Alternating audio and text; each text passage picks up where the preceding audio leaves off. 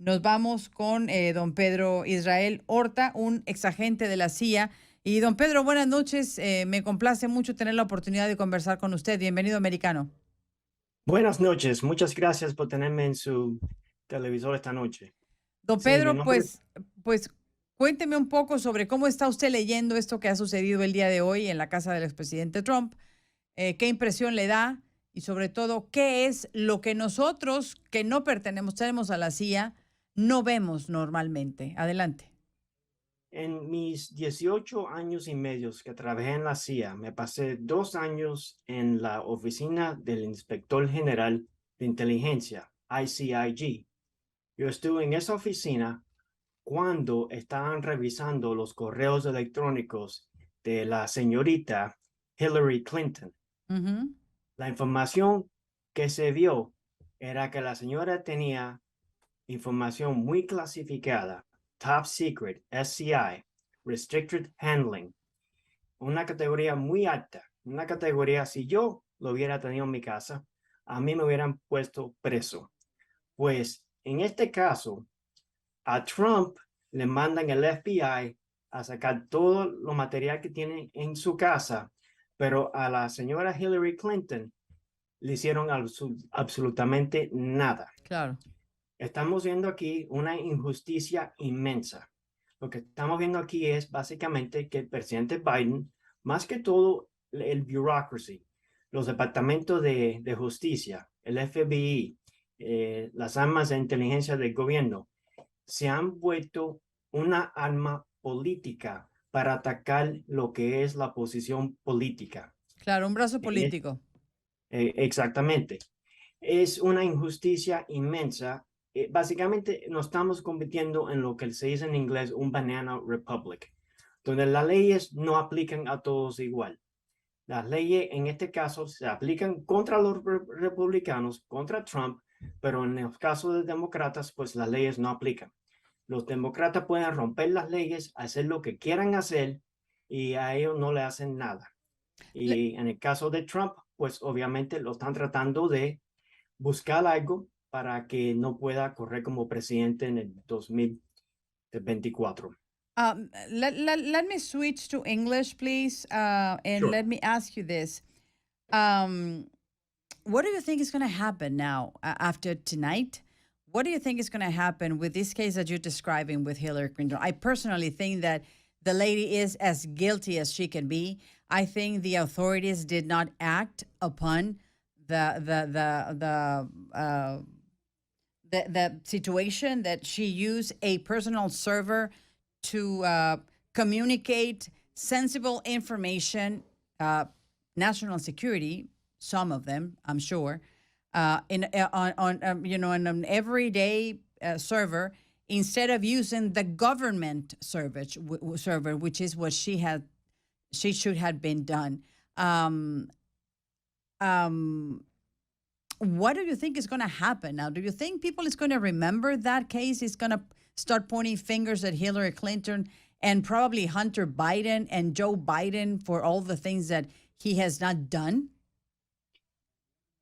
Republicans need to rise up and start fighting back with everything that they have. The problem that we have here isn't the wickedness of the Democrats or Hillary Clinton or Pelosi or Schumer or Biden or Hunter Biden. The biggest problem that we have here is Republicans have been very weak and unwilling to stand up and put a stop to all these shenanigans. You're right. Hillary Clinton used a home computer Mm-hmm. server to receive and process top secret, secret, and confidential information, which is only supposed to be handled in government systems Mm-hmm. in a building that is categorized to handle sensitive information. They're called Correct. SCIFs. Mm-hmm. She broke all those requirements. When you break those requirements, if the law is applied, you would face serious consequences. People have gone to jail. People have lost their clearances. People have been fired who have worked for the government for doing the things that she did. and she got a complete pass. Nothing happened to her. Now we step forward 6 years later, and now we have President Trump being accused of having classified information that he should not have had in Mar-a-Lago. In his case, unlike Hillary Clinton, they send the FBI to go seize everything. As far as what's going to happen now, do we trust the FBI? Absolutely not. We saw what they did to General Flynn. They manufactured evidence. We saw what they did to Roger Stone. They manufactured evidence. I would not be surprised if the FBI tries to manufacture evidence against Trump.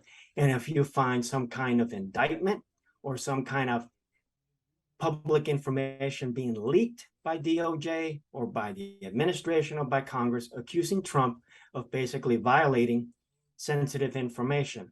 And with that, doing everything they can to find a way to stop him from being a candidate for the presidency in 2024.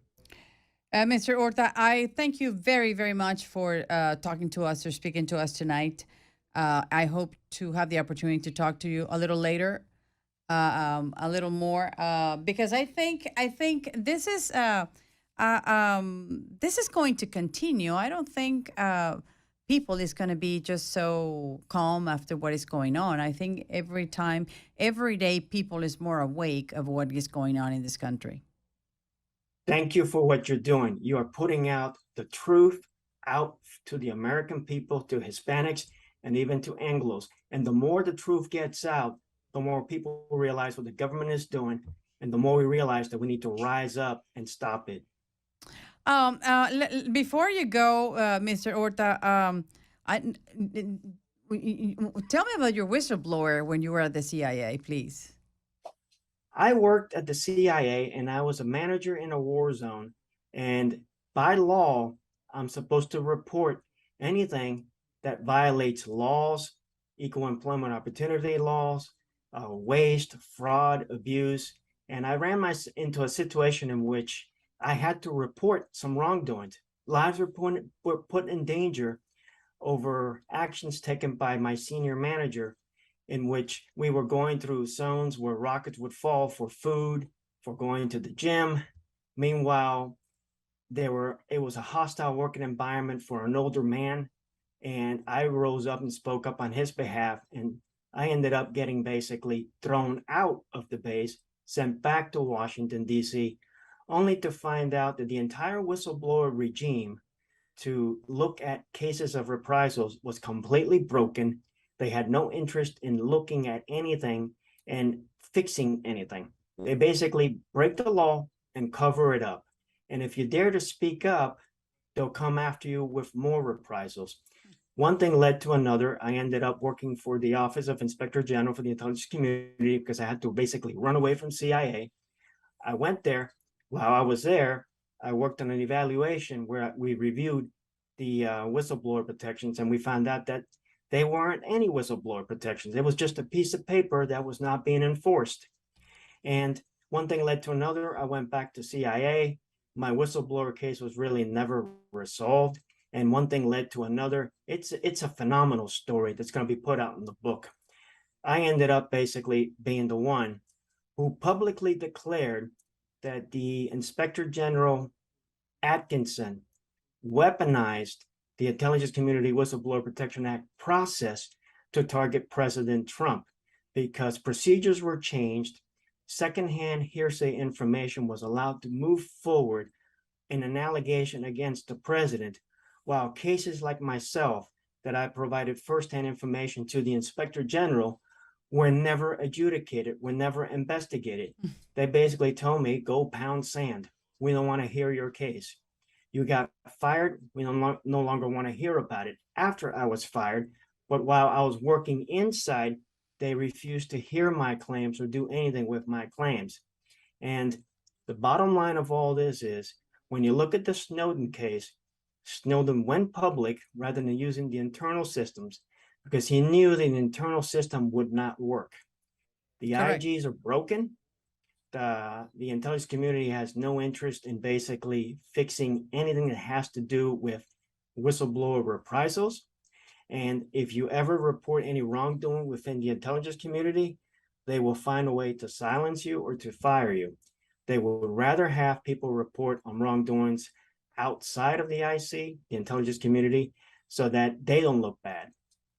Well, I wish that I will have the opportunity to read that book, and I wish you can translate the book into Spanish so a lot of people will learn what really happened there. But I keep telling you that I'm going to let you go, but I'm not going to let you go just yet because I want you to tell me about the Inspector General and the 33,000 emails from Hillary Clinton, those that she magically disappeared.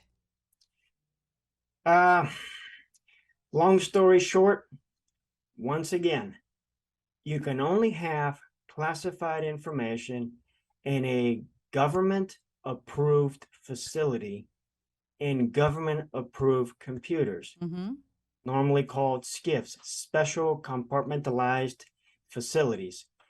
Well, she had this information, as we all know, basically in her own home, in her own residence, which was not a SCIF.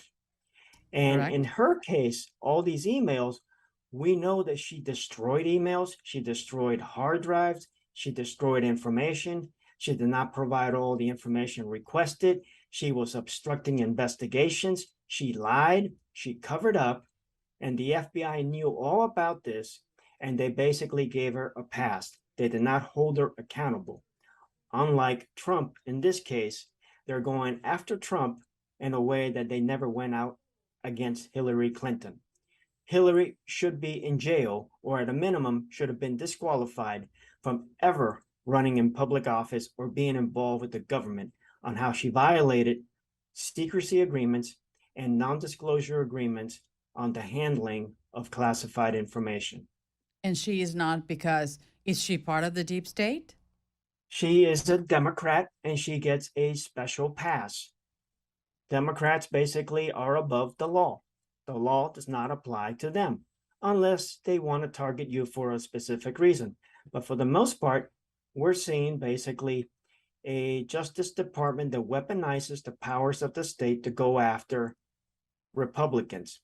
But when it's Democrats, they don't go after the Democrats. They just turn their face to the other They side. basically turn their face a blind eye, and it's like if it never happened. Yeah. Well, Pedro, Israel Horta, thank you very much for your time tonight. I'm sure we will keep the conversation, and I'm going to leave Thank this you so open. much. Thank Keep up you. the good work. Thank you so much, and thank you for being with Americano. Y